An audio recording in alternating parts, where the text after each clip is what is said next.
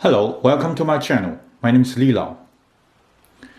In southwest China, there is a vast provincial level region called the Tibet Autonomous Region.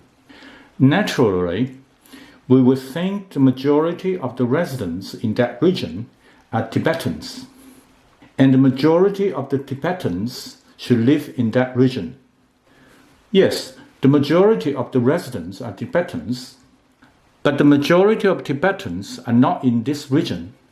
According to 2010 Chinese census, the population of the Tibetans was 6.3 million, but only 2.7 million in the Tibetan Autonomous Region, making up only 43.24% of the total. 1.5 million in Sichuan Province, 1.4 million in Qinghai Province, 448,000 in Gansu Province, and 142,000 in Yunnan Province. The translation might be partially blamed for such assumption. Chinese word Xizang is not totally equal to the English word Tibet. Tibet means Xizang sometimes. In most circumstances, Tibet means the whole Tibetan living area, which is referred to in Chinese by another word, Zangqu. Zangqu almost double the size of the Tibet Autonomous Region. It covers most part of the Tibetan Plateau. Why does such boundary and division exist? It can be explained by two aspects. Tibetan world can be easily divided into three parts: Wuzang, Amdo, and Kam, by ethnic and linguistic difference. Wuzang corresponds approximately to the Tibet Autonomous Region. It is considered as the cultural and spiritual heartland of the Tibetan world. Tibetans living outside the Tibet Autonomous Region are either as Amdo Tibetans or Kam Tibetans.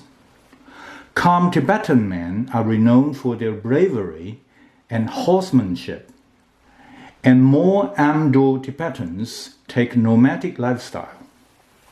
Though there is a significant difference in language, culture, and social customs among the three subgroups, they have shared identity and they all practice Tibetan Buddhism.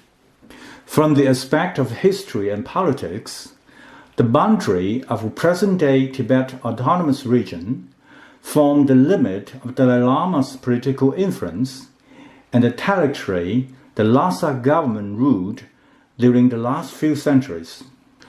The other areas were either self-ruled by local tribal chieftains or directly ruled by the central government. That was the reason why, under the 17-point agreement signed by Tibetan representatives and the Chinese central government in 1951, the Tibetan territory enjoying preferential treatment did not include the Amdo and Kam area. The land reform campaign started in early 1950s in Amdo and Kam, just like elsewhere in China, while the central Tibet under Lhasa government remained untouched. Lands of the Tibetan nobles in Amdo and Kam were confiscated and allocated to poor peasants. Then those noble landlords fled to Lhasa and triggered fear among Tibetans in central Tibet. It finally resulted in widespread uprisings, and Dalai Lama and his followers fled to India. Even today, the difference is still there. For example, foreigners need a special permit to visit the Tibet Autonomous Region, but no such permit is required for Amdo and Kam areas. Even current Dalai Lama himself was not from central Tibet. He was born in a small village called Hongya Village in Ping'an County of Qinghai Province.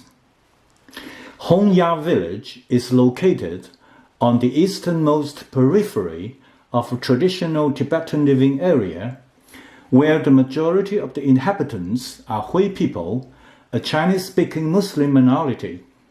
Hongya village is just 30 kilometers south of the Xining city, the capital of the Qinghai province, but more than 2,000 kilometers away from Lhasa, the Tibetan political and religious center.